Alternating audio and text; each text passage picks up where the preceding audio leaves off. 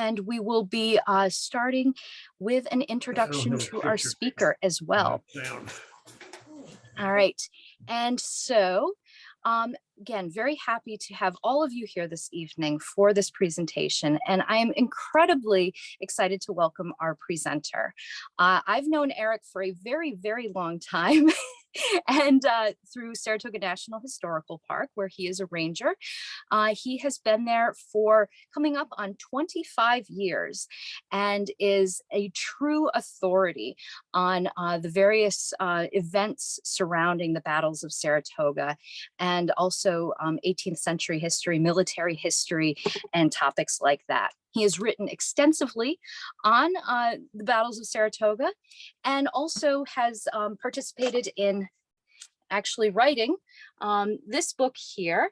And so this one is a wonderful book. If you haven't seen it, it's entitled Don Troiani's Campaign to Saratoga, 1777, The Turning Point of the Revolutionary War in Paintings, Artifacts, and Historical Narrative.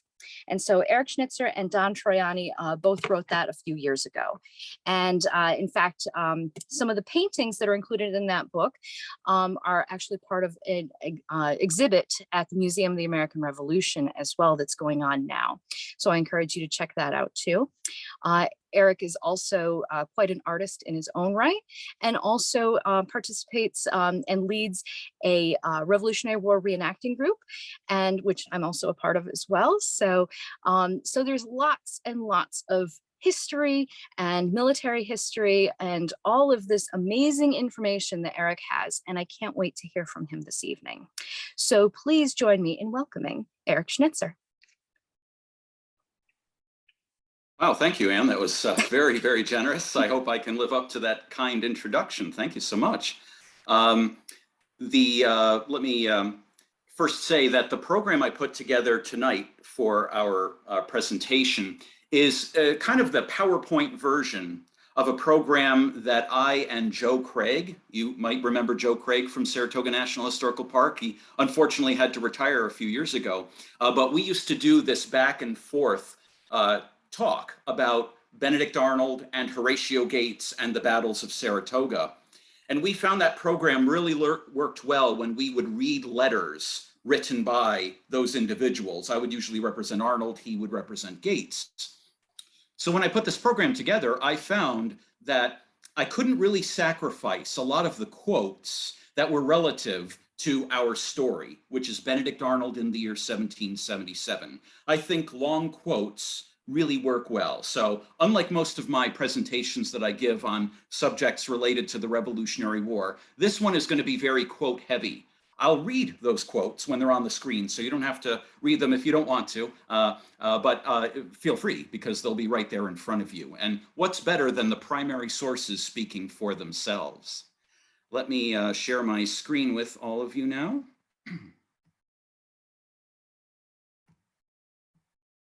There we go. So it's about Benedict Arnold in the year 1777. And you see that I titled this program, My Zeal and Cause for My Country.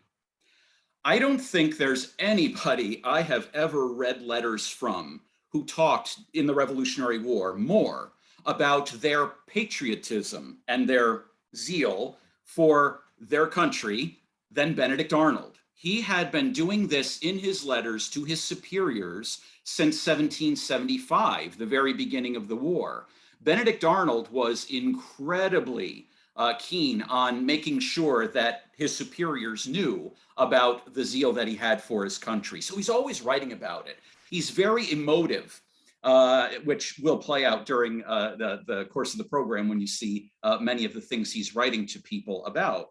But, you know, I could have equally as accurately titled this program something like this. I have some thoughts of going to Congress and begging leave to resign. The truth is, Benedict Arnold has zeal for his country and he loves to talk about it, but he's also obsessed about something else, and that has to do with leaving the service. He wants to leave the service of the United States. You might be wondering, well, that's kind of incongruous, isn't it? How can you have zeal for the cause of your country, but at the same time want to leave it? I think you'll understand as we go through the program. So let's begin.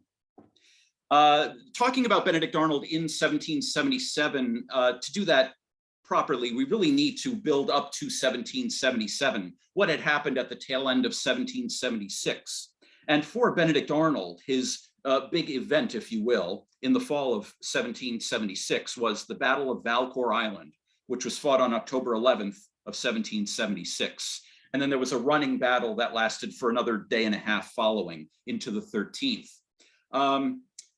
Most biographies or histories of the Battle of Valcour Island or biographies about Benedict Arnold will explain the tactics of the battle, which I won't do. We don't have time for that. One could do an entire program on Valcour Island. But in the end, the author will explain how Valcour Island saved the North. Thanks to Benedict Arnold, the North was saved. If you look at the primary sources, though, and you really see what happened and you kind of disassociate yourself from, shall we say, Benedict Arnold fandom, you recognize that not so much. The British were not going to take Ticonderoga and Mount Independence one way or the other, whether there was a Battle of Valcour Island or not. Unfortunately, the battle did not delay the British advance except for a day, literally. So no, the Battle of Valcour Island was not a decisive element for ensuring the British retreat back into Canada because they were coming at us from Canada in 1776, just like they did in 1777. But at the end of 1776, Benedict Arnold, he had fought the Battle of Valcour Island valiantly, bravely, absolutely no question about it. But he had, at the end of the year, been reassigned by George Washington to go to Rhode Island. You see, the British had captured Rhode Island, specifically the island of Rhode Island in which Newport is on, in December of 1776. And so George Washington sent Benedict Arnold, who was a brigadier general in the Continental Army at the time, to organize efforts of defense and potential offense at Providence, Rhode Island. So you see Providence, Rhode Island right there in that blow up of the map. That's where Benedict Arnold spent the very tail end of 1776 into early 1777. And he starts to communicate with George Washington about the potential efficacy or lack thereof of an attack on Rhode Island, i.e. on Newport. At the same time this is going on, in February of 1777, the Congress, which meets almost every day, passes a very, very important resolution. And this is going to kick off a firestorm. And I think it will define Benedict Arnold's activities, or lack thereof, in a great way throughout the entire year, right through 1777. And what happens to Benedict Arnold because of this right here, and all of the dominoes that fall after it, are really going to, in my opinion, affect his future career in the Continental Army beyond 1777.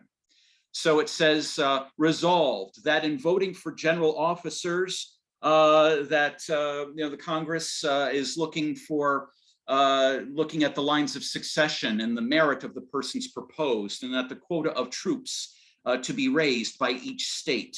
Resolved that 5 major generals be appointed. And so the generals chosen, I already triggered Lord Stirling there, also Thomas Mifflin, Arthur Sinclair, who's going to come into play during the course of our story for Benedict Arnold in 1777, Adam Stephen, unfortunately no portrait of him, but there's his French and Indian War gorget and waistcoat, and Benjamin Lincoln. These 5 men were promoted from either outside of the Continental Army, like Benjamin Lincoln, he was with the militia of Massachusetts, or they were brigadier generals, lower in seniority than Benedict Arnold, but were promoted over Benedict Arnold's head. So this is made public, and George Washington sees the list of major generals promoted. Remember, please, that George Washington, even though he's the commander-in-chief, he himself does not promote general officers. That's something that Congress is supposed to do. And he finds out who was not selected, and he was rather surprised. And he says here, quote, he had seen that several promotions to the rank of Major General. I am at a loss whether you, meaning the Congress, have been, I apologize, whether you, Benedict Arnold, have been omitted through some mistake. Should that be the case, I beg you will not take any hasty steps in consequence of it.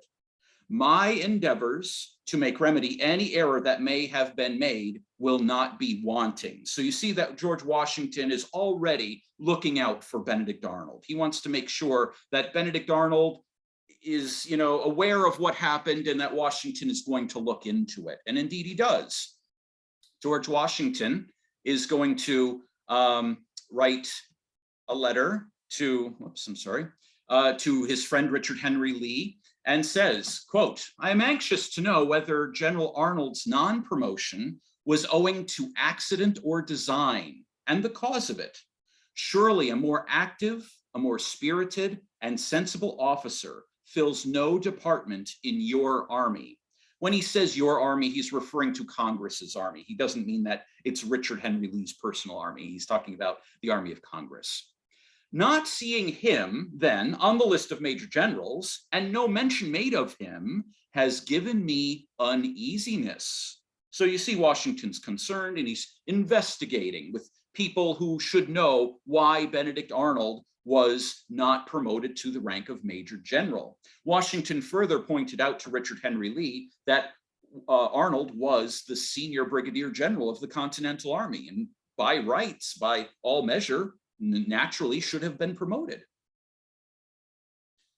Benedict Arnold writes back to George Washington on March 11th, 1777 from Providence, Rhode Island. And he says, quote, I am greatly obliged to your excellency for interesting yourself so much in my behalf. Congress have doubtless a right of promoting those who from their ability, their long and arduous services, they esteem most deserving. They're promoting junior officers to the rank of major generals, I view as a very civil way of requesting my resignation. As you see in the forepart of that paragraph, Benedict Arnold was being a bit sarcastic. And then he points out the fact that those guys, those 5 people, were junior to him, and that he interprets this as, quote, a civil way of requesting my resignation. He then continues, when I entered the service of my country, my character was unimpeached.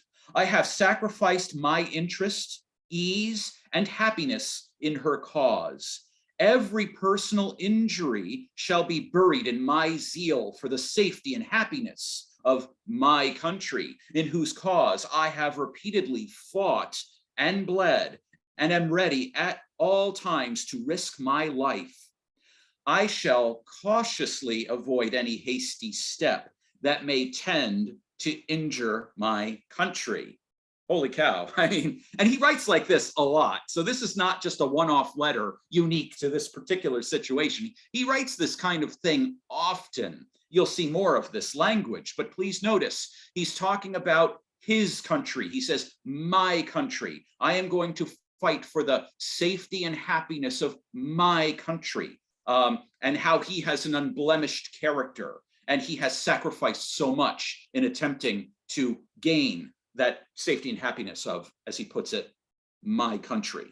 And I do put emphasis on my country. Please make note of that, my country.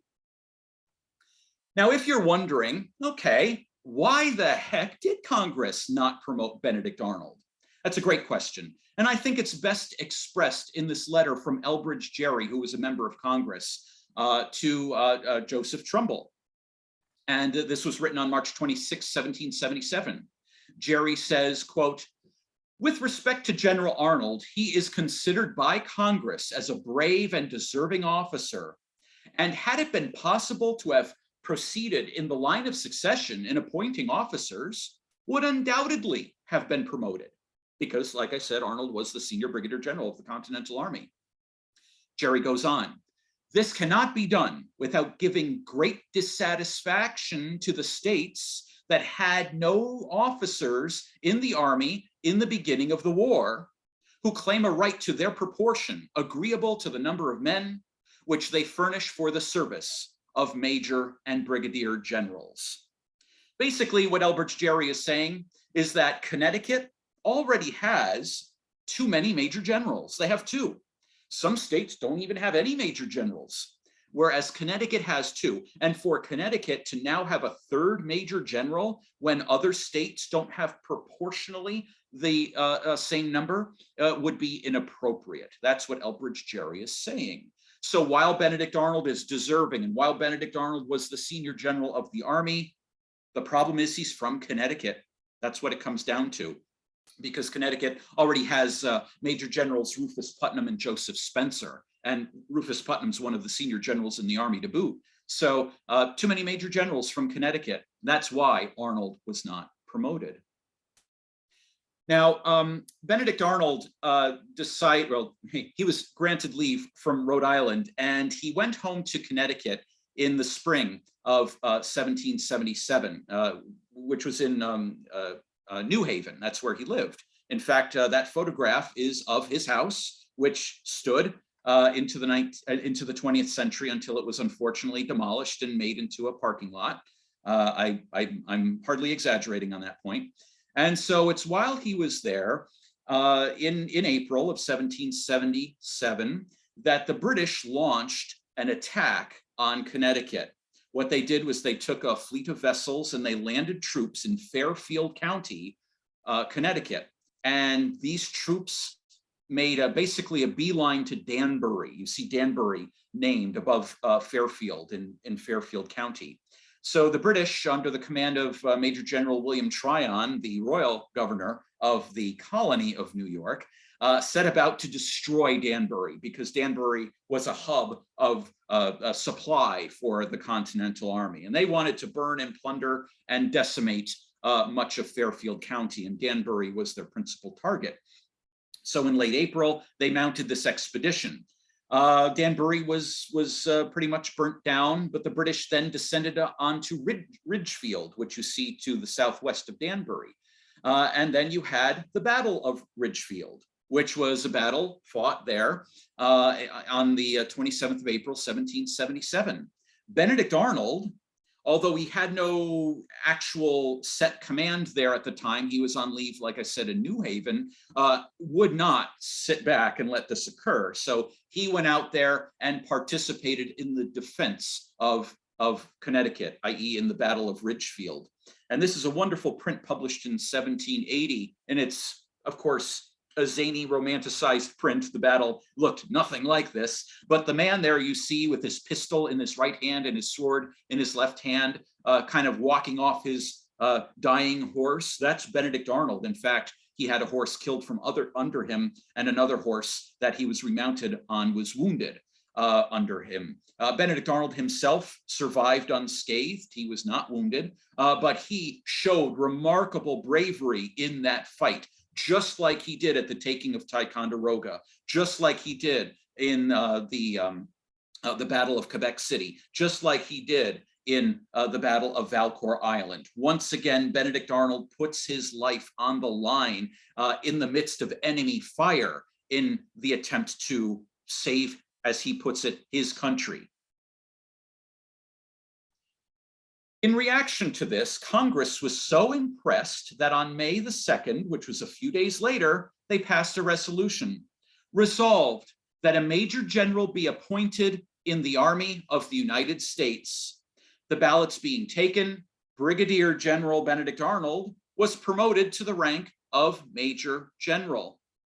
John Hancock, the president of the Continental Congress, the very next day, wrote to George Washington, the commander-in-chief of the Continental Army, and said, quote, "The conduct of General Arnold on the late expedition of the enemy against the town of Danbury, being highly approved of by Congress, they have promoted him to the rank of Major General."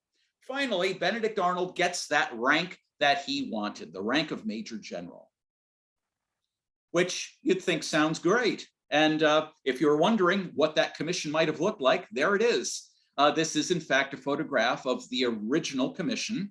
You notice that it is dated Philadelphia, May the 2nd, 1777. That's the date of the resolution passed by Congress. It's signed by the President of Congress, John Hancock. There you see, there it is, his John Hancock on the bottom of that commission. And of course, Benedict Arnold with the rank of Major General. It's a wonderful extant document that still survives to this very day. So George Washington, of course, receives the notification from John Hancock, and he writes back to John Hancock in reaction. And George Washington says, quote, "I find he, Arnold, does not consider the promotion Congress have been pleased to confer upon him sufficient to obliterate the neglect arising from their having omitted him in their late appointments of major generals. He observes that he is subject to be commanded by those who had been inferior to him. He further adds that Congress, in their last resolve respecting him, have acknowledged him competent to the station of Major General, and therefore have done away every objection implied by their former omission." I gotta say, yeah, that kind of sounds about right. What Washington is saying here is that, okay, he's got the rank of Major General, but those 5 others who were promoted above him on the 19th of February, 1777, outrank him because they have seniority over him. And if the big problem was that Connecticut had too many major generals, which you can make an argument for that, how is it now that Congress is okay with promoting him to the rank of Major General when the other 2 guys from Connecticut, that would be Spencer and Putnam, are still generals, major generals in the Continental Service? So what's going on here, Congress? This is what Washington wants to know. As for Benedict Arnold, he is from Connecticut, going to make his way down to Philadelphia. And he has to deal with settling his accounts, his pay accounts and the like, and other papers. And he has to meet with some people. He's also given a command along the Delaware River at Trenton for a short stint. And he's kind of between there and Philadelphia.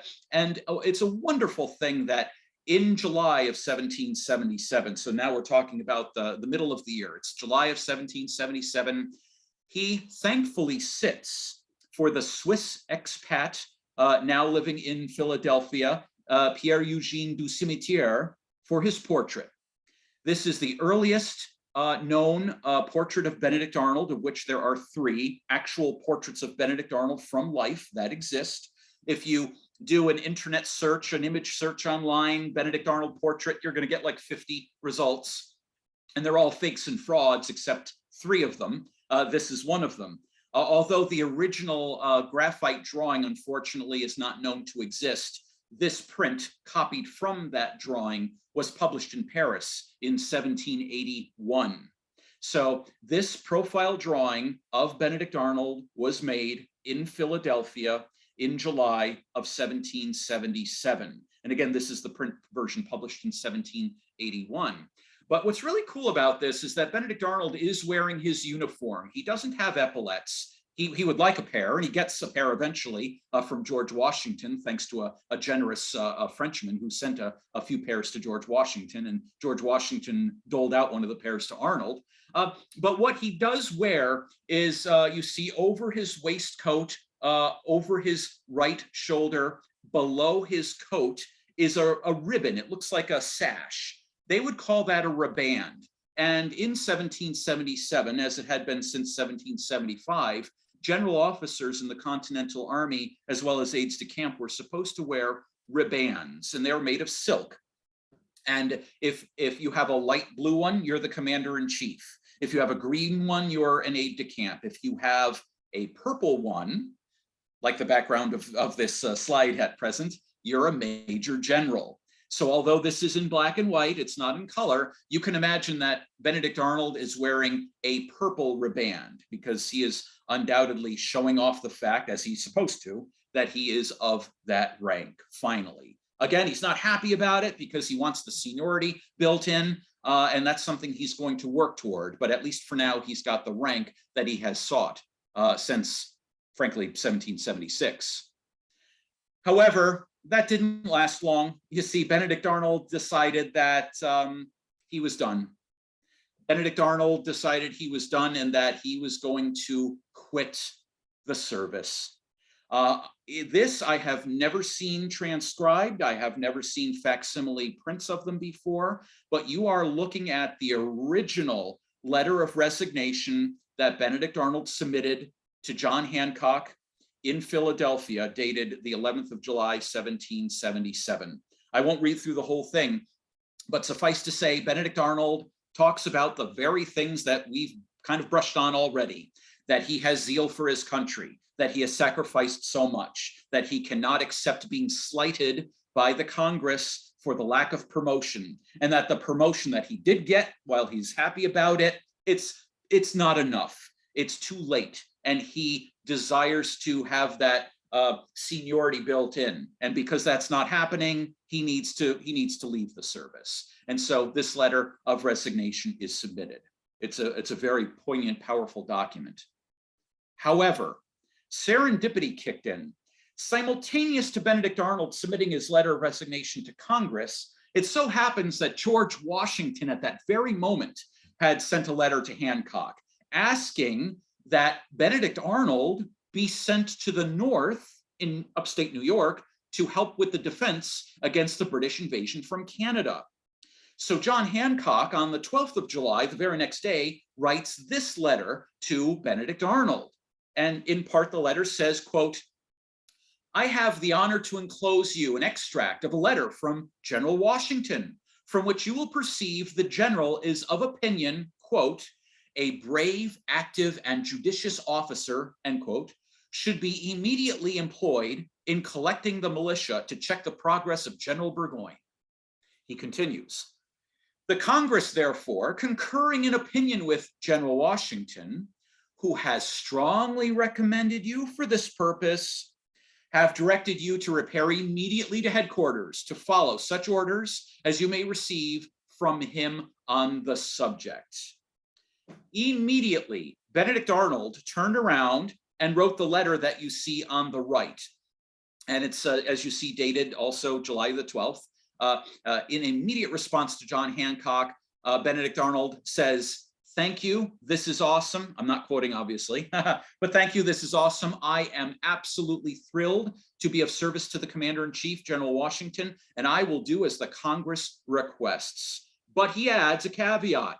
However, he says, "I am still intent on resigning if my situation regarding my commission date is not resolved by the Congress. But in the meantime, he is going to do what is requested of him."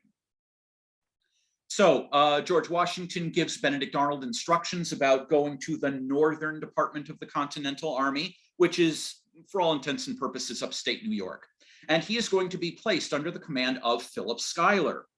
So George Washington informs Philip Schuyler of the situation, and he lets Philip Schuyler know that the situation regarding Benedict Arnold is a bit tenuous because Benedict Arnold is thinking of leaving, wants to leave, intimated he's going to leave, submitted a letter of resignation, in fact. But he is up in the northern department now to assist Philip Schuyler. And he's a great officer, a worthy officer. And importantly, he adds that Arthur Sinclair, one of the 5 generals promoted over Arnold's head in February, who is present with Schuyler's army, is a potential concern, and that he, Washington, had talked to Arnold about that.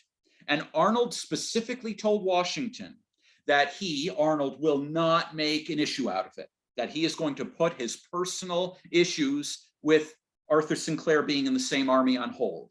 So Washington let Philip Schuyler know about this. What did Philip Schuyler do in response? He said to Washington, "I am much obliged by General Arnold's being ordered to join me. I have more than once had the pleasure of doing justice to that gentleman's military abilities, and his arrival will afford me great satisfaction." So Philip Schuyler is thrilled that Benedict Arnold is being sent to help defend against Burgoyne's invasion from Canada. But not everyone was happy. Arthur Sinclair wasn't happy. Less than a week after Benedict Arnold arrived at Fort Edward, Arthur Sinclair had a run-in with Benedict Arnold. It didn't take long, as you can see from this letter. So Arthur Sinclair wrote a letter to George Washington dated the 25th of July, 1777. And he says in this letter, in part, that General Arnold, having both at Albany on his way up and here being Moses Creek, which was the main camp a few miles south of Fort Edward, publicly condemned the retreat from Ticonderoga and declared that some person must be sacrificed to an injured country. It was Arthur Sinclair who ordered the evacuation of Fort Ticonderoga. Clearly, Benedict Arnold had it in for Arthur Sinclair. No surprise. And unfortunately, despite the fact that Benedict Arnold promised that it wouldn't be an issue, it already became an issue almost immediately. Sinclair continues, I gently remonstrated to General Arnold and acquainted him that I should immediately write to your excellency. He replied, he could not recollect anything of the matter. If he had said anything, it was only repeating the sentiments of the army and the country, or a few questions he had jestingly put to General John Patterson. Cruel jesting when a man's life and honor are both at stake. You see, it isn't only Benedict Arnold that has issues and concerns regarding, quote, a man's life and honor. Arthur Sinclair knows that he's going to be in big serious trouble because of the evacuation of Ticonderoga, and his very career is going to be on the line. If we fast forward to next year, 1778, we find that, in fact, Arthur Sinclair was given a court-martial for the evacuation of Ticonderoga, but he was exonerated with the highest honor. So in the end, Arthur Sinclair's career, insofar as the evacuation of Ticonderoga is concerned, was unblemished. But in 1777, especially soon after it happened, that was not a fait accompli. There was a lot of concern that Sinclair had for himself about his career regarding the evacuation. And to hear that Benedict Arnold comes up and he's already backbiting Arthur Sinclair, it's not something Arthur Sinclair is happy about, as you can imagine. But wait, there's more, because there's this issue of rank. So Philip Schuyler, just a few days after Sinclair wrote to Washington about the issue that he was having with Arnold, Philip Schuyler wrote to Washington about another issue. He said, quote, General Arnold has received a letter from a member of Congress. And we know that it was George Walton, who you see portrayed there to the left. He was a delegate from Georgia, advising him that it is not probable that he, meaning Arnold, will be restored to his rank. And Arnold asked my leave to retire. I have advised him to delay it for some time. Benedict Arnold arrived in Fort Edward on the 21st of July, 1777. And now, on August 1st, with the British bearing down from Canada in their attempt to capture Albany, Benedict Arnold is already talking once again about quitting. And now he wants to leave the army. He wants to leave. He wants to resign. He's already had enough. So the two issues that he promised George Washington that would not be a problem once Arnold was sent to the Northern Department have already become a problem. So unfortunately, Benedict Arnold just can't keep his opinions, his thoughts, and his sentiments on hold.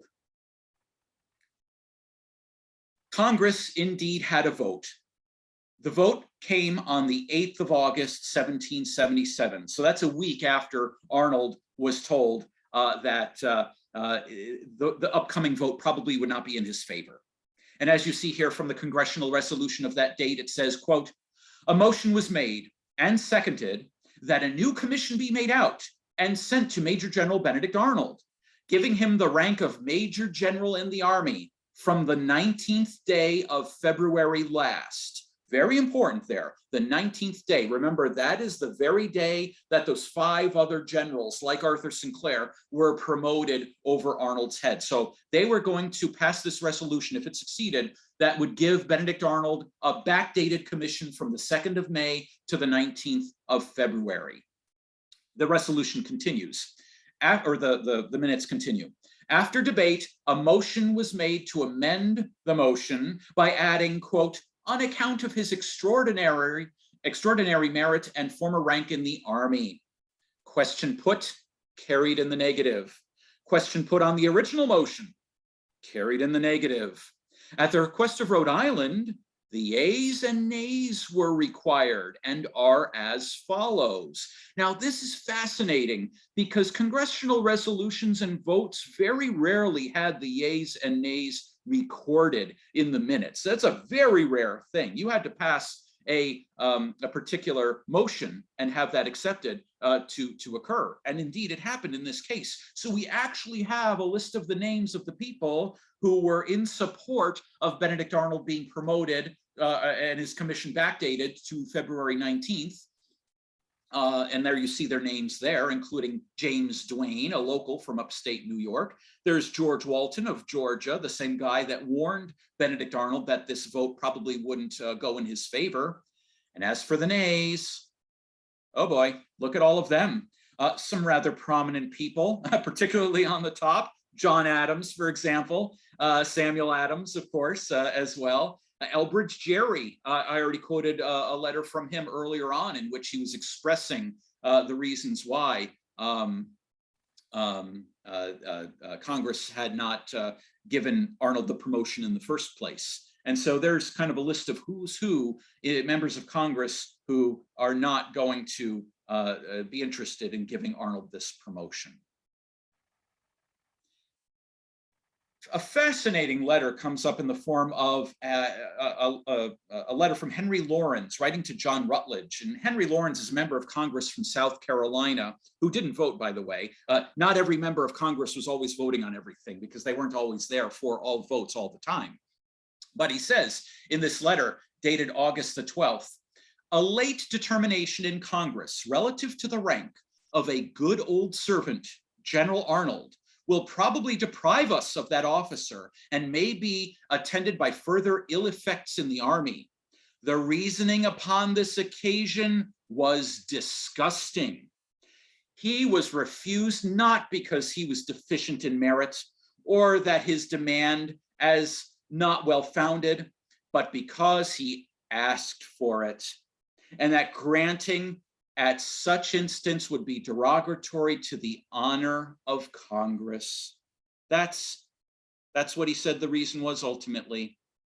Another member of Congress wrote that the vote in denying Benedict Arnold his promotion was a victory for Republican ideals and a denouncement of a system of monarchy. Basically, the concept was that this was for the greater good of the nation and for Congress that Arnold didn't get the promotion rather than for the benefit of one man, i.e. Benedict Arnold. At the same time this was going on, the Northern Army under the command of Philip Schuyler had retreated from Moses Creek all the way down to Stillwater. We know where Stillwater is in upstate New York, right along the Hudson River. And while there, Philip Schuyler, this is now in mid-August of 1777, Philip Schuyler determined to attempt to lift the siege of Fort Schuyler, i.e. Fort Stanwix, currently Fort Stanwix National Historic Site located in Rome, New York. So Philip Schuyler ordered Brigadier General Ebenezer Leonard and his brigade to march out to the Mohawk Valley and gather all the Continental forces he could, and militia too, and then make an effort to lift the siege of Fort Schuyler. Benedict Arnold, informed of Congress voting down his promotion, went to Philip Schuyler and asked if he could command the expedition in the Mohawk Valley. Philip Schuyler responded by saying, quote, "It gives me great satisfaction that you have offered to go and conduct the military operations in Tryon County. You will please to repair thither with all convenient speed and take upon you the command of all the Continental troops and such of the militia." It is a misnomer you'll often find in histories of the Northern Campaign of 1777 that Philip Schuyler asked Benedict Arnold or ordered Benedict Arnold to do this in the first place. In fact, he did not. He ordered Ebenezer Lerner to do it. Arnold asked then if he could take command of the expedition, for which Schuyler was thrilled, but that was not Schuyler's original intent. Originally, the intention was to have somebody else do that because the command of the forces down in the Mohawk Valley were far less than the command of a major general of the Continental Army. That rated it more of a brigadier general like Ebenezer Lerner. But Benedict Arnold wants to, again, fight for his country, and here's a new opportunity to do it. And he is going to get that permission from Philip Schuyler to do it. Now, when Benedict Arnold is in the Northern Department, beginning in August, he begins to write to his old pal Horatio Gates. And if you know about the Benedict Arnold's biography or know about the story of Benedict Arnold in the Northern Campaign of 1777, this might come as a surprise to you. You might be thinking, old friend, old chum, Horatio Gates? Surely not, but it's true. Since 1776, since they worked together at Ticonderoga and on Lake Champlain, Horatio Gates and Benedict Arnold developed a really strong friendship relative to the nature of their working relationship in the command of the Northern Army. And in fact, Benedict Arnold considered Horatio Gates to be one of his patrons, just like Philip Schuyler, just like George Washington. And so in August of 1777, Benedict Arnold begins to kick up his correspondence, which he had let lax with Horatio Gates. And in this one letter dated August the 5th of 1777, he writes, quote, "No public or private injury or insult shall prevail on me to forsake the cause of my injured and oppressed country until I see peace and liberty restored to her, or nobly die in the attempt." He wrote this to Gates when he was very concerned that the upcoming vote in Congress might not go his way. He writes to Horatio Gates again while in the Mohawk Valley on his way to lift the siege of Fort Schuyler. He says to Gates, "I am happy to hear that you are well and have joined the army." He's referring to the fact that Horatio Gates has assumed command of the Northern Department because Philip Schuyler was replaced. And Horatio Gates arrived on the 19th of August and took command of the army there at the Sprouts, just north of Albany. Arnold continues, "I leave this place, German Flats, this morning for Fort Schuyler, still besieged by a number equal to ours. Again, he says, nothing shall be omitted that can be done to raise. You will hear of me being victorious or no more." Very emotive, very Benedict Arnold-esque language. He's talking about the extremities of how he will die, he will put his life on the line, which he has done a few times, we have seen since 1775, in the attempt to bring liberty to his country. I again stress that, his country. And so, although he writes this letter to Horatio Gates, he countermands it that very day when he writes to Horatio Gates and says, "Well, actually, things have changed, Horatio Gates." He says, "We've gotten reports from some of our friendly allies of the Oneida Indian Nation that Fort Schuyler, their numbers are really more than ours, and we can't hope to best them in a battle." So he's going to put the delay on trying to take, or rather relieve Fort Schuyler. As for Fort Schuyler, and again, it's known as Fort Stanwix today in Rome, New York. As for Fort Schuyler, the siege was lifted when the British forces literally just ran off in the midst of their siege. They ran off because of a counterintelligence operation that was brilliantly conducted by mostly Oneidas who came into the British forces camp and spread rumors about how Benedict Arnold was on his way. Benedict Arnold is going to relieve the siege, and he's got thousands of troops under his command. Well, that scared off so many of the British besiegers that they all left. Because when half of them left, the rest of them had to leave because there was no way they could have upkept the siege. Their numbers had dwindled too much. And it was all just kind of a counterintelligence operation. It was all by word of mouth, and it was done brilliantly.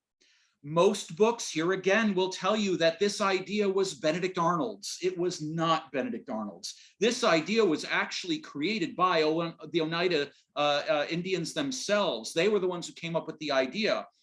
And it was Lieutenant Colonel John Brooks of Colonel Michael Jackson's Massachusetts Continental Regiment, the 8th Massachusetts Continental Regiment, who brought this idea to the attention of Benedict Arnold. Benedict Arnold loved the idea. He approved of the idea, of course, but it was not his idea to begin with. Nonetheless, everything worked out perfectly well, and Benedict Arnold and his troops marched to the fort triumphantly and arrived on the 24th of August. Now we're going to skip ahead a little bit, a few weeks. Benedict Arnold and most of his troops returned to the Northern Army, which at the time in early September was located at the Sprouts. I mentioned that earlier. The Sprouts is where you have the confluence of the Mohawk and Hudson rivers, just north of Albany. And the Northern Army moved up to Stillwater, and then eventually on the 12th of September, moved up to Bemis Heights, where Saratoga National Historical Park is. And I think many of our viewers today will recognize the photograph in the middle. That is the Nielsen House, my favorite photo of the Nielsen House. It's just a wonderful, wonderful photo. I have that photograph of the Nielsen House because that was Benedict Arnold's headquarters. Benedict Arnold's headquarters still exists to this very day. That is the original building, the Nielsen House. It's been, refurbished and restored over time, of course, as all old houses have been, but that was Benedict Arnold's headquarters.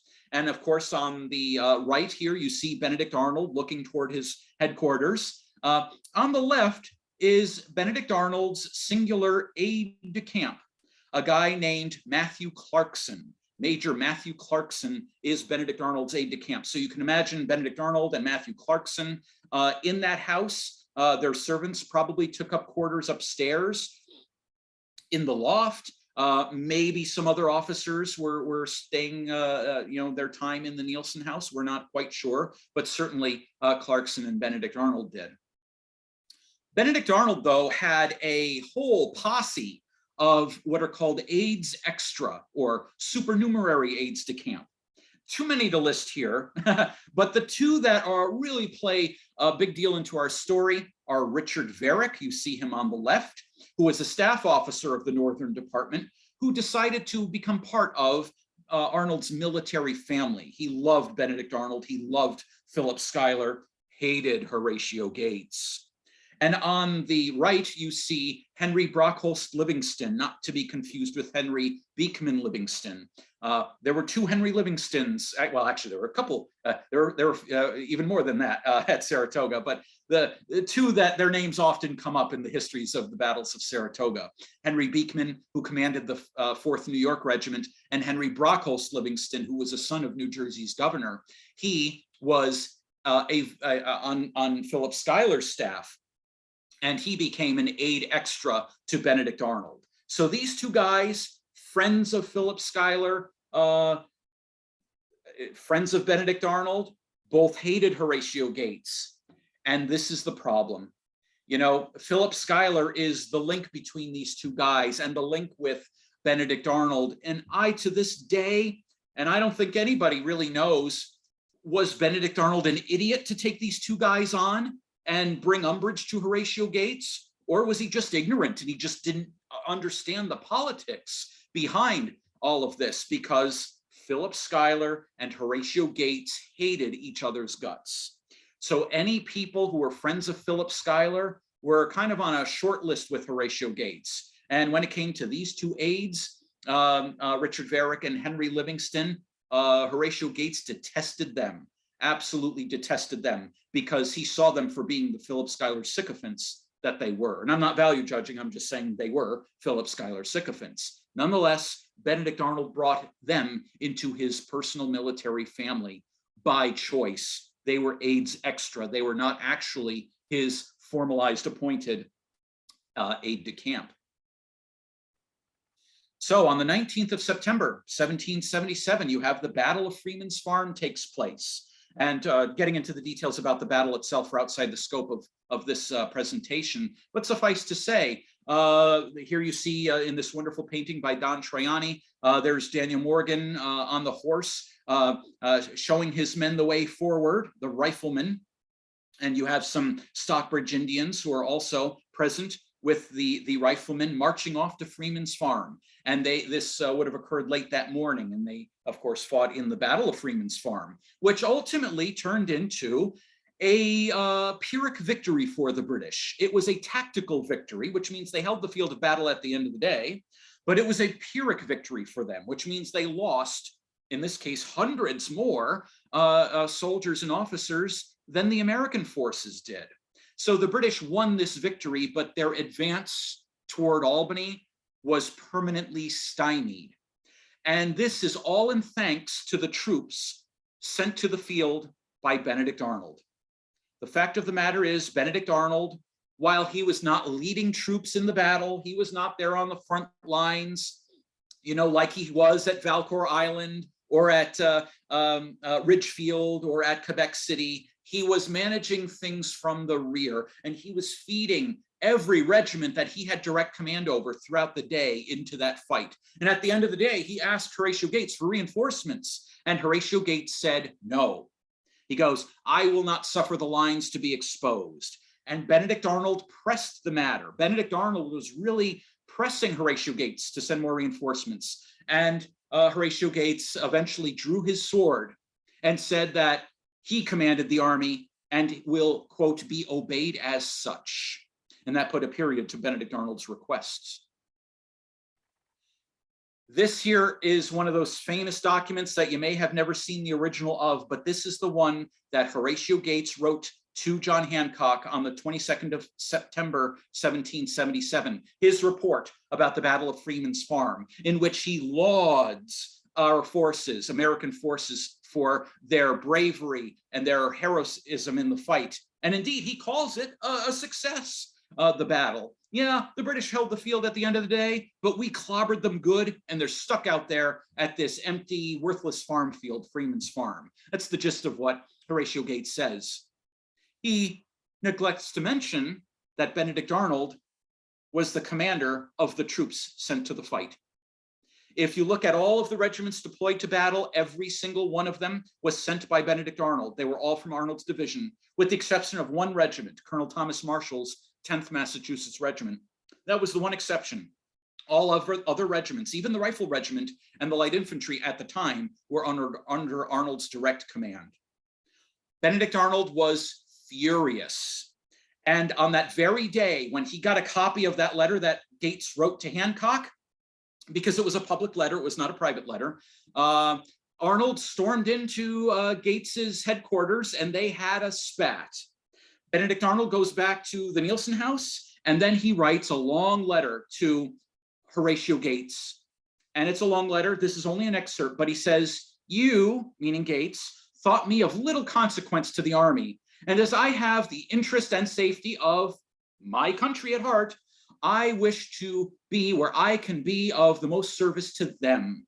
I therefore, as General Lincoln has arrived, request your pass to Philadelphia with my aide-de-camp and 3 servants, where I propose to join General Washington and may possibly have it in my power to serve my country."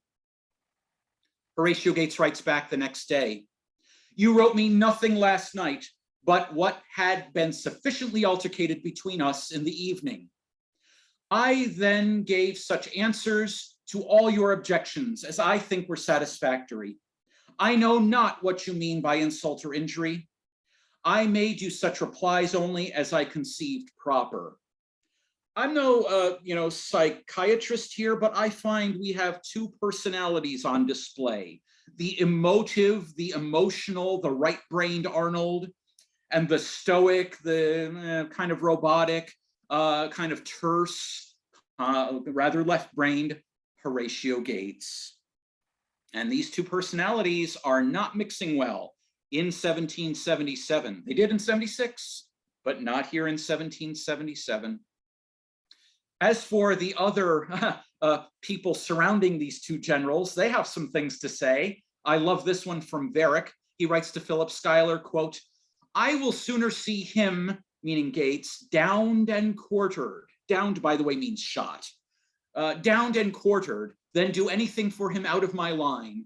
But Arnold, I will cheerfully serve.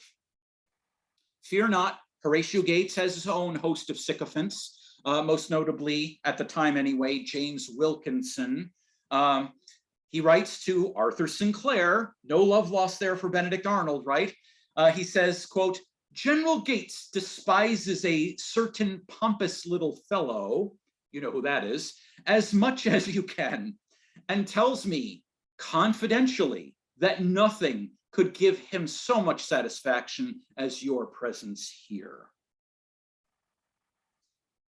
Henry Livingston writing to Philip Schuyler, I am much distressed at General Arnold's determination to retire from the army at this important crisis. His presence was never more necessary.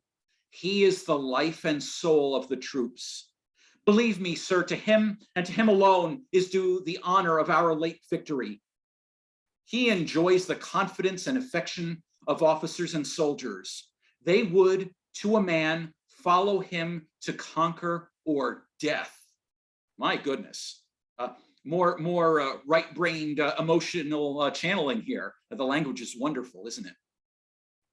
Benedict Arnold himself, in the very last letter he wrote to Horatio Gates ever, was dated the 1st of October. There were actually quite a few letters in the week preceding this, too many to list here. But the very last paragraph of the very last letter ever written by Benedict Arnold to Horatio Gates says the following, quote, I hope you will not impute this to a wish to command the army or to outshine you, when I assure you it proceeds from my zeal for the cause of my country, in which I expect to rise or fall.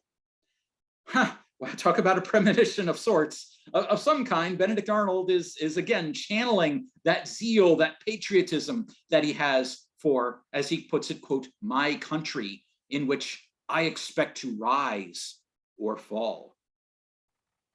Now, for those of you who may have been at Brookside just before COVID hit, I did give a presentation on the Nathaniel Batchelor letter and how it triggered a review of the historiography related to the event leading up to the 7th of October Battle of Bemis Heights, and how Horatio Gates and Benedict Arnold were in fact working together in that fight. Too much to get into here in this presentation, but suffice to say, it is absolutely true that Horatio Gates and Benedict Arnold, by the 7th of October, were working together. Their working relationship had been repaired to some degree. They were not besties by any means, but at least they had put these personal issues on hold at the very least, and were then working together. So on the 7th of October, indeed, Benedict Arnold came to Horatio Gates with a plan of attack, and Horatio Gates agreed that the plan of attack was the right thing to do in that moment. And so Benedict Arnold organized a massed attack on the British. And as you see here in this painting by Don Troiani, at the very final moment of action in the Battle of Bemis Heights, on the 7th of October, 1777, you see Benedict Arnold mounted on his horse, charging into the rear of Bryman's fortified camp. This is stop number 7 on the battlefield tour road. And there you see it, Benedict Arnold's purple riband. See, I wasn't making that up. The German defenders, in this case, they're German soldiers, Hessians and Brunswickers, who are fighting for the British, they retreat. And the battle is a resounding success for American arms. Of course, famously, Benedict Arnold is shot by one of those German soldiers in the left leg near the ankle. Drives me crazy when I see people say he was shot in the thigh, wounded in the thigh. Not at Saratoga, he wasn't. He was shot just above the ankle in the left leg. And so this monument, of course, the famous Boot Monument, is located very near the place where that would have happened. Obviously, we don't know exactly where it happened, but it absolutely happened near where the Boot Monument is currently located. From there, Benedict Arnold, of course, can't walk. He's severely wounded in the left leg. He's going to be placed in a blanket brought down to the shore of the Hudson River, placed in a bateau, and brought down to Albany. Here you see a bird's eye view map of Albany, but then again, I guess all maps are bird's eye views, right? So you see Albany circa 1770. North is on the right, west is on the top. They would have brought him to one of those docks down there on the riverside, and they would have brought him up to the hospital. The hospital is listed as number 6, just north of the fort. It's a big elongated H. You see it, it's that big elongated H. That was the General Hospital. That's where Benedict Arnold was brought. And he's going to be there for the rest, from October of 1777 into 1778. He's going to be there for the rest of 1777 and well into 1778, because the doctors, they need to perform some surgeries, and Arnold needs to rest and recuperate, and he's not permitted to walk on that leg of his for a very long time because of the severity of the wound. And as for the severity of the wound, there's more severity going on when it comes to Benedict Arnold, and that is his attitude. Benedict Arnold is not, when he's in the hospital, making friends. In fact, one of the more wonderful quotes that we have is from the Surgeon General of the Northern Department, Dr. James Brown, and he's writing in this letter dated the 24th of December, 1777, to the Deputy Director General, that's the head medical officer of the Northern Department, Dr. Jonathan Potts. In fact, there's Potts' portrait right there to the left. That's Dr. Jonathan Potts. His friends affectionately called him Potty in correspondence, and so I will call him Potty. So when Brown wrote to Potty on this date, on the 24th of December, James Brown was complaining about Benedict Arnold and said, quote, "He abuses us for a set of ignorant pretenders and empirics." Empirics means like an experimenter, an ignorant experimenter. But if you think that's a neat quote, just wait. One of my favorite quotes, I give this one a lot because I just can't get enough of it, comes from a commissioner, a congressional commissioner.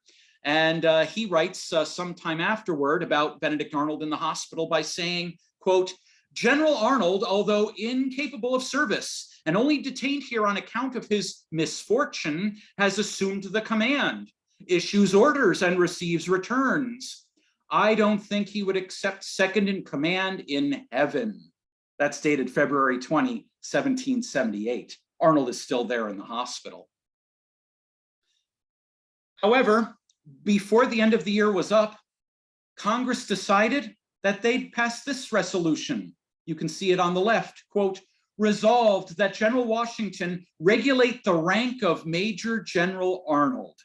Now, this is a big deal. It might not sound like much, but this is a big deal because Congress has the authority to promote general officers. And yet, in one of the very rare times in the Revolutionary War, they're kind of washing their hands of it and saying, you know what, General Washington, you take care of it. We don't want to be responsible for this. You deal with the rank situation regarding General Arnold. Notice the date, November the 29th. What you're looking at is that original commission. It is dated the 29th of November, 1777, as you see on the bottom, signed by Charles Thompson, secretary. And it's signed by Henry Laurens, who is now the new president of Congress. He replaced John Hancock. But what's very significant here is that there's the name Benedict Arnold, and below that, it's giving him, quote, "the rank of Major General, and to take rank from the 17th day of February, 1777. You see what George Washington did? George Washington did not promote Benedict Arnold with a commission date of 19 February, as was all the talk throughout the year. He did it to the 17th of February. This is an incredible gift to Benedict Arnold, because now if you were to throw those those guys promoted on the 19th of February, and Benedict Arnold in a room, if they all had the same commission dates, they'd be arguing about who was in charge. But now, if you have that same room with those 6 people, there's no question that it would be Benedict Arnold, because his commission date is 2 days senior to those 5 other general officers. Now we're coming to the end. George Washington writes to Benedict Arnold to let him know about this promotion. Washington says, quote, "Enclosed, you will receive a commission by which you will find that you are restored to the rank you claim in the line of the army. This I transmit by direction of Congress and in pursuance of their resolution of the 29th of November. The situation of my papers and the want of blank commissions prevented me doing it before. May I venture to ask whether you are upon your legs again? And if you are not, may I flatter myself that you will be soon? There is no one who wishes more sincerely for this event than I do, or who will receive the information with more pleasure." This letter was written to Arnold. He received the letter in the hospital at Albany. It was some time, however, before Benedict Arnold writes back to Washington. And he actually writes this letter back to Washington dated March the 12th when he's resting in Connecticut. And he acknowledges the receipt of the letter. And as he puts it, quote, "Thank you, for, quote, enclosing my commission. And to beg pardon for neglecting to so long to answer it, which I should have done sooner had the situation of my wounds prevented my forming any judgment when I should be able to take the field." Then he talks about his wound. He says, "They have been closed and broke out again, occasioned by some loose splinters of bone remaining in the leg, which will not be serviceable until they are extracted. This, my surgeon assures me, will be a work of time, perhaps 2 and possibly 5 or 6 months. The callus is strongly formed in my leg." He then goes on to say and ends the letter with this. This is incredibly poignant, and it's not something that really was glaring to me until very recently when I was reading this letter again and reading all of the correspondence in context. Something jumped out at me, and I want to see if this jumps out at you too. He ends the letter to Washington by saying, quote, "It is my most ardent wish to render every assistance in my power that your excellency may be enabled to finish the arduous task you have with so much honor to yourself and advantage to your country been so long engaged in, and have the pleasure of seeing peace and happiness restored to your country on the most permanent basis." Benedict Arnold changed his language. Please remember that he had always been talking about his country, as he puts it, my country, in the first person. Now he's referring it to Washington's country. Your country, he says, almost as if he's saying it's no longer his. In the end, Benedict Arnold got what he wanted, the rank of a major general, and with better seniority than he ever could have hoped for. But his incapacitating wound prevented him from doing what he loved most, which was commanding troops on the field of battle. He would never do it again while in the Continental Army. Was he satisfied? Would you have been? I leave that up to you to decide. Thank you very much.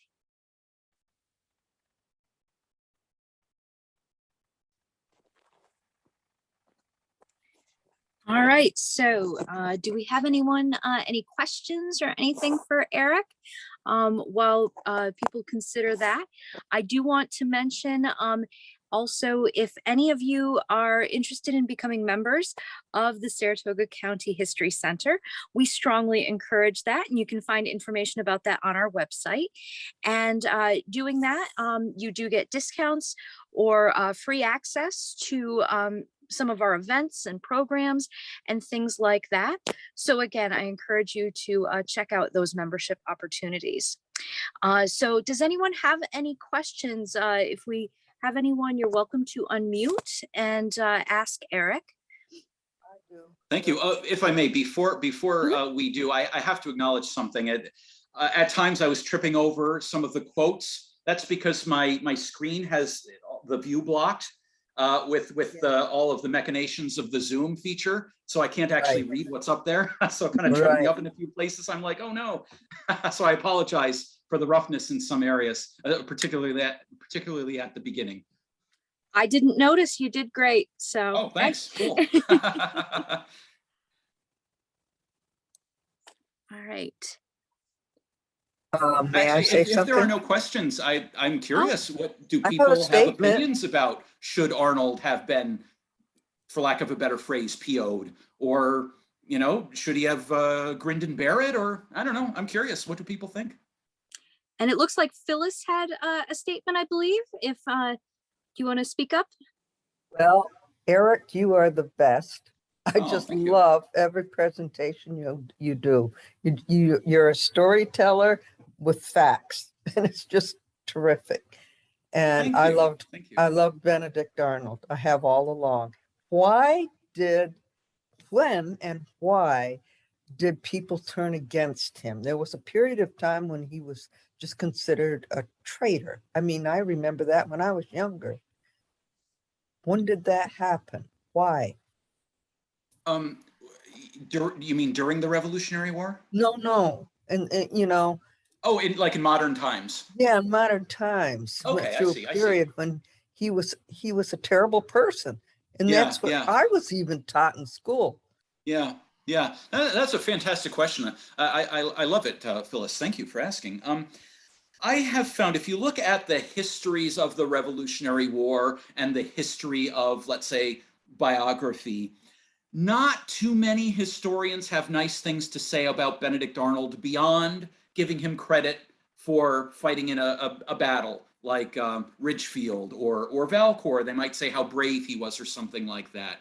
But it was really Kenneth Roberts' Rabble in Arms, published in the 1930s, that woke up a lot of people into thinking about Benedict Arnold in a different way, and I think for the first time ever.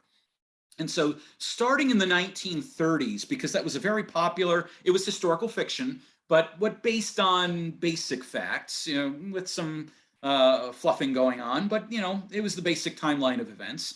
And I think it started the process, the generational change by which ultimately, honestly, these days, working at Saratoga National Historical Park, and as Ann has mentioned, I've been there for almost 25 years. When people come to the park, and it's been like this for a very long time, if they have opinions about Benedict Arnold, it is, I don't know, 99 to 1 out of 100 that people love Benedict Arnold. They think that he was given a raw deal. They think that he was treated unfairly. And they want to see the boot monument. And they're there often to see the boot monument because it's so famous. And so I think over the 20th century, we've had a change in the way that the historians and the history buffs have seen Benedict Arnold. I think the public at large, those people who don't know anything about history, they hear the name Benedict Arnold, they don't know a thing about him, but they know he's a traitor, and he was, of course. In 1780, he betrayed the United States, betrayed his oath, his loyalty oath, and did go to the British side. And I think looking at 1777 alone as a microcosm, you kind of see why. And I'm not excusing Benedict Arnold, but you know, if you experienced what he did, you might be brought to think like he did. And the reason he eventually gave, the most poignant reason he gave when he turned to the British in 1780, he wrote to George Washington, and this is not a quote, but he was saying, you know, my country's lost its way. He said, my country's lost its way. It's corrupt. You know, people are self-aggrandizing and more interested in their own promotions and their own well-being. And I've been trying to put my life on the line, and I've lost, you know, blood, and I've bled for my country. Others aren't bleeding for their country, but they're getting promoted. You know, so he's complaining about this in his letter to George Washington. And again, it doesn't excuse being a traitor, but from his perspective, if he's taking things very personally, which Benedict Arnold takes things very personally, no question about it, you can see how it might affect a person like that. But I think in the 20th century, there has been kind of a surge of respect and admiration for this man who has traditionally only been seen as a traitor.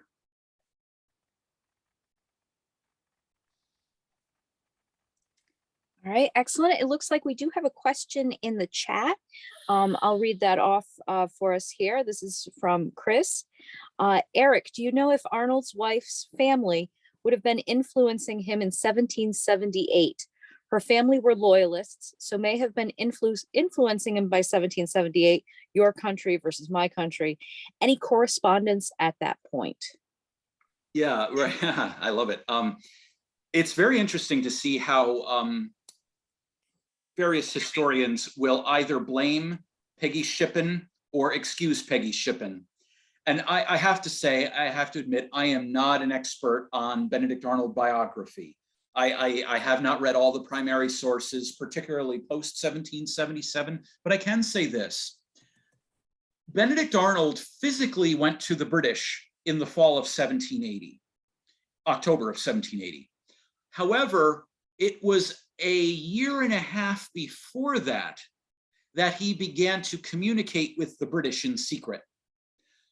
And so you could say that he became a traitor via his correspondence in the spring of 1779.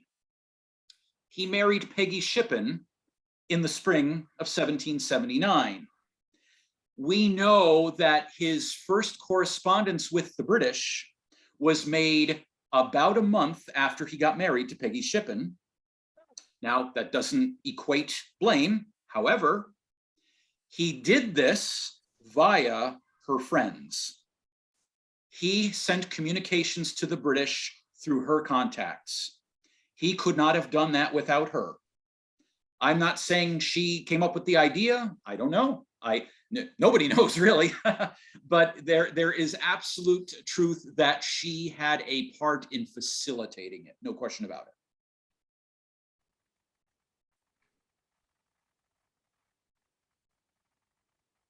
We do have another question in the chat that I'll bring up here as well. Bill says, this strays from Arnold specifically, but why did the Northern Army retreat south past Bemis Heights and not initially recognize its outstanding defensive geography? That's a great question. Funny enough, James Wilkinson, remember we met him earlier saying that he was writing to Arthur Sinclair and he referred to Arnold as a, quote, pompous little fellow. James Wilkinson, if you read his lie, that is his autobiography published in 1816, he actually says, of course, this is in 1816, that during the retreat from Saratoga through Stillwater and then eventually to the Sprouts, that he saw Bemis Heights as the proper place for defense. And he recommended that it be set up for defense, but nobody would listen to him. So if we're to believe James Wilkinson, which I do not recommend, we then must say that it had been recognized as a potential spot. But all testing aside, though, the problem was that Philip Schuyler commanded a small army, the Northern Army at the time, and it had grown thanks to the joining of Nixon's brigade from the Hudson Highlands, Glover's brigade from the Hudson Highlands, but he still didn't have the rifle corps. The light infantry corps was not formed. He lacked artillery. This was a big problem. He needed more artillery, Schuyler did. And so while Bemis Heights might have been perceived as a great spot for defense, even during the retreat by some people, he just didn't have enough materiel. He didn't have tents for his troops. He didn't have the things that he needed to wage war in a way that would have been feasible at that time in mid-August.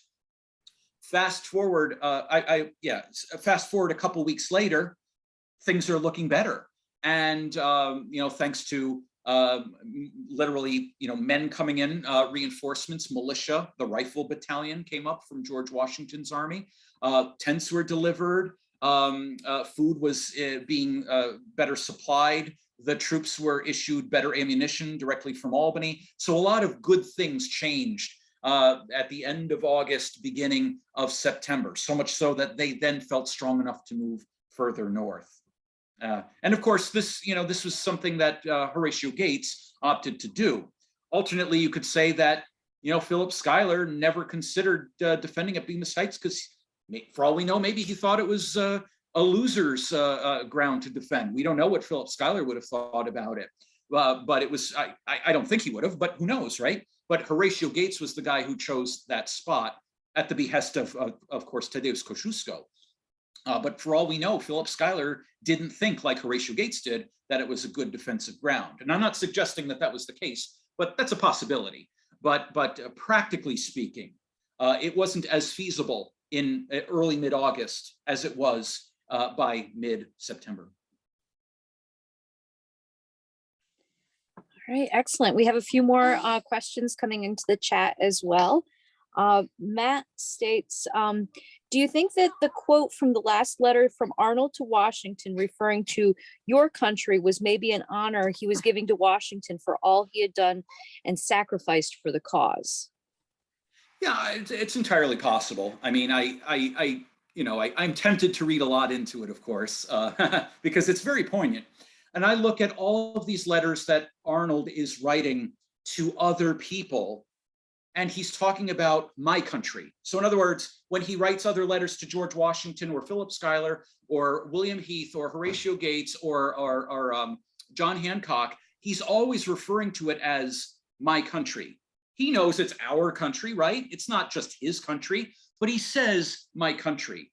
So I have to wonder why his language changed in this letter to George Washington. It's still his country. Well, we know things have changed in his mind, of course, with having been wounded and such. But the language definitely changed. Now, he is lauding George Washington in that letter, absolutely. He still thinks highly of George Washington, certainly. But, he does say your country, not my country anymore. I think, there might be something there. If we looked at Arnold's correspondence post 1777 and looked at how he referred to America, it might be worthy of note. All right. Another question comes in from John. When did his leg finally heal, and what was he doing for the country in 1778, 1779? Where did he live at that time? Yeah, so after he recuperates enough to be able to travel in Connecticut, he leaves Connecticut and he repairs to Valley Forge in May of 1778. And then it's realized, by even Arnold, he can't command troops in the field. It's not something he can do. He can't mount a horse and go zipping around a field of battle. It's just not plausible. And so he is appointed by Washington to become the commanding officer in the city of Philadelphia. So he repairs down there to Philadelphia, and he's there through 1779. And of course, he meets Peggy Shippen, and then he gets married, as I already mentioned, in May of 1779. And from there, he will end up with the command at West Point. But that's just it. He has desk jobs post Saratoga, desk jobs, because he just can't mount a horse and run around on a field of battle. That requires, being dynamic, that requires being physical, and that's just not something Benedict Arnold can do. The fact is, his leg never fully heals. It's always going to be a literal pain for him for the rest of his life. But he is able to at least travel by May of 1778. All right, excellent. We also have Jenna asking, I'm curious if it's known whether he went into town or anything while he was here. Did he pretty much just stay in his quarters on the battlefield, or would he have gone into town and mixed with the people that lived there at the time? Did he consider himself too good to mix with people outside of the military? If I may, I'm sorry, which town exactly? Is that Stillwater or Albany? Or When doesn't he was here for specify. the Battle of Saratoga. Oh, at the time of the battles of Saratoga. Okay, right, yeah. Great, great question. We don't know. I wish we had that kind of level of detail. That would be awesome. I can say that when the army moved up from the Sprouts and they went through Half Moon, they stopped at Stillwater and they set up defenses, the army did, in Stillwater. So in truth, Benedict Arnold, for a spell, did have about a week plus have his headquarters in Stillwater during, before they went to Bemis Heights, before he moved into his new headquarters at the Nielsen House. Now, we know that Horatio Gates put up his headquarters in the Dirk Swart House while in Stillwater. But where was Benedict Arnold's headquarters? We don't know. It might have been in the Swart House too, possible. But he might have had his own tent. He probably took up quarters in another building, though. That was typical. But whose house and what house? Unfortunately, we don't know that information. That would be great to know, though. As for mixing with locals, I don't think Benedict Arnold was beyond that at all in any way, shape, or form. But I would say that Benedict Arnold was duty first. He was really duty first. He did not let these kinds of, I don't think he took a day off, at least in 1777, if he could avoid it. He was always very active. He was even trying to court a girl, and I do mean girl, a 16-year-old girl. Benedict Arnold was in his mid-30s at the time in Boston. And honestly, he put the letter writing campaign with her on hold for during the course of the time frame of the battles of Saratoga. He could have taken an hour out of his evening to write her, I guess, but he didn't, and he picked up the correspondence later on in 1778. But so I don't know if he would have found the time to hobnob with locals, but it certainly would not have been beneath him. Absolutely not. He was not that kind of guy. All right, another question came in from Mark.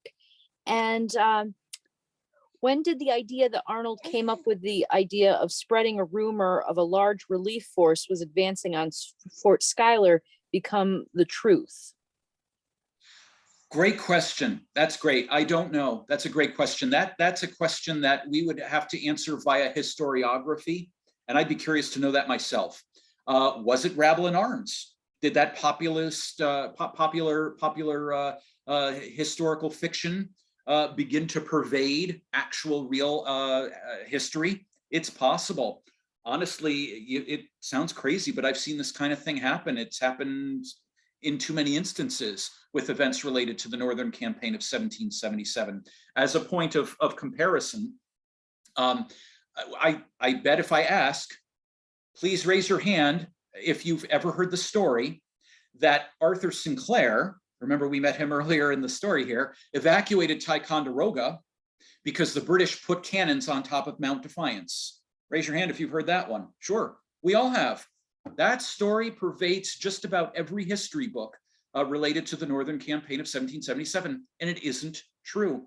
It actually isn't true. Shocker. It isn't. Where a goat can go, a man can go, or a man can go, he can drag a gun. That's supposed quote from William Phillips. I did track the historiography on that one, and it's another tale to tell, given the time we have. But that just didn't happen. And yet, anybody, I don't care if you're just an enthusiast writing a pamphlet or you're an academic writing a book, everybody falls susceptible sometimes to these kinds of pervasive myths.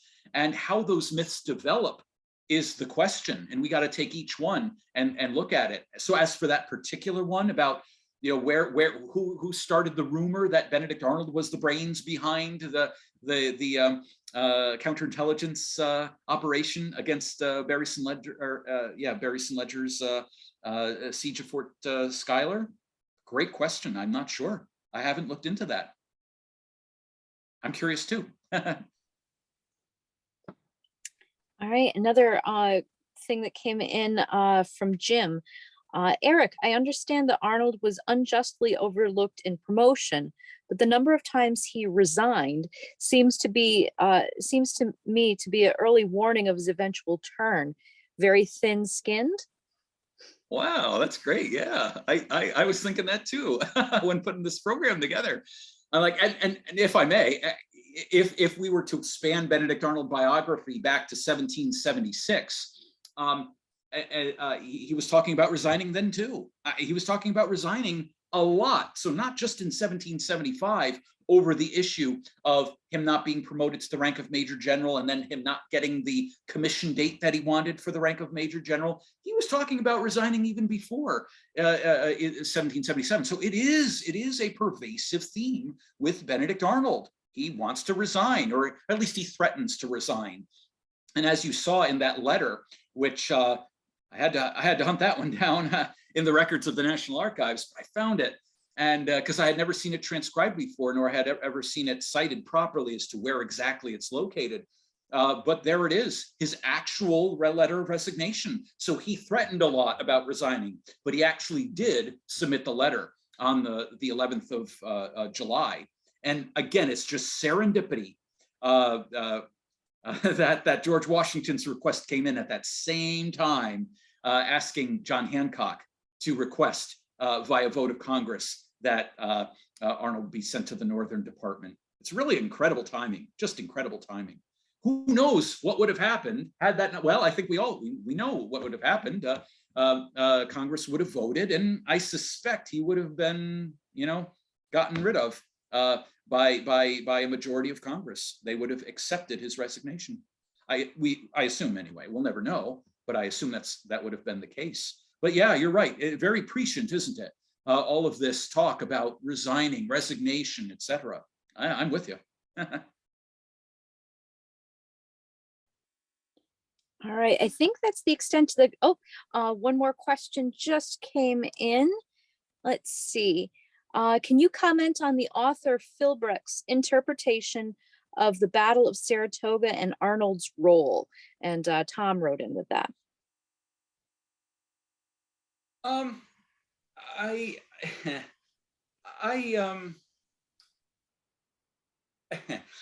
appreciate when authors write about, the battles of Saratoga or Benedict Arnold's role, and etc. I don't think I want to comment on that.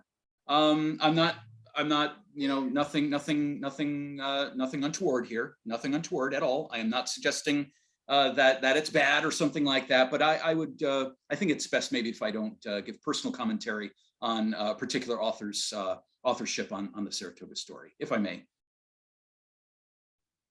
All right.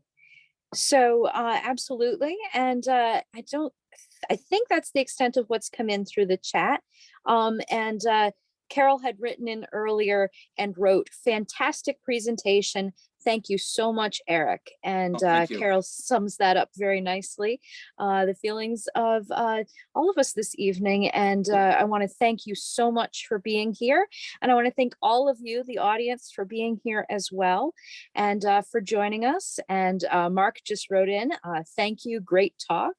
And so again, definitely check out the website, brooksidemuseum.org, for more information about upcoming events.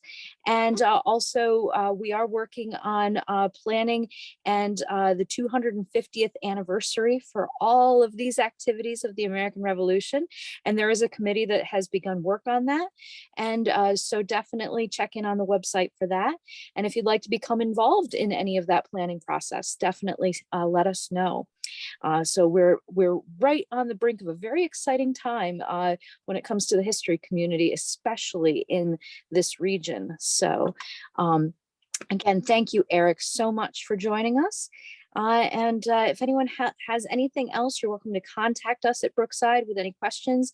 And of course, Eric is also available at the battlefield and can be contacted through them as well. So please do. All right.